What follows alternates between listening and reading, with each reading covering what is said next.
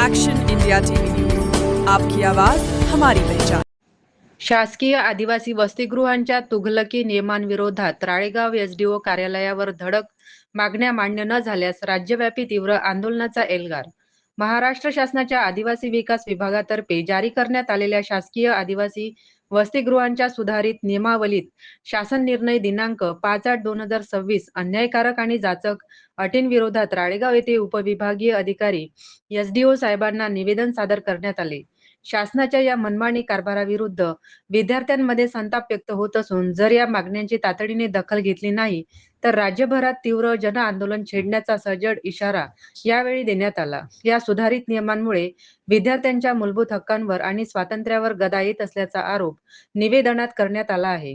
यामध्ये प्रामुख्याने दुसरी पदवी किंवा कौशल्य अभ्यासक्रमास प्रवेश नाकारणे, वसतिगृहासाठी कमाल वयोमर्यादा 26 वर्ष निश्चित करणे, विवाहित विद्यार्थ्यांना प्रवेशबंदी घालणे आणि विद्यार्थ्यांना संप, मोर्चा किंवा प्रसार माध्यमांसमोर आपले प्रश्न मांडण्यास मज्जाव करून अभिव्यक्ती स्वातंत्र्याची गळचेपी करणे यासारख्या अटींचा समावेश आहे।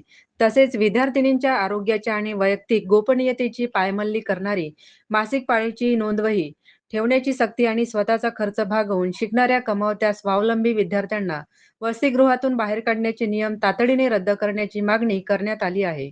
याशिवाय नुकतीच गडचिरोली जिल्ह्यातील धानोरा तालुक्यात सर्पदंशामुळे दुर्दैवी मृत्यू झालेल्या 3 आदिवासी विद्यार्थ्यांच्या प्रकरणाची सखोल उच्चस्तरीय चौकशी करून मृत विद्यार्थ्यांच्या कुटुंबियांना व मित्रांना तात्काळ न्याय देण्याची आक्रमक मागणीही यावेळी रेटाळण्यात आली।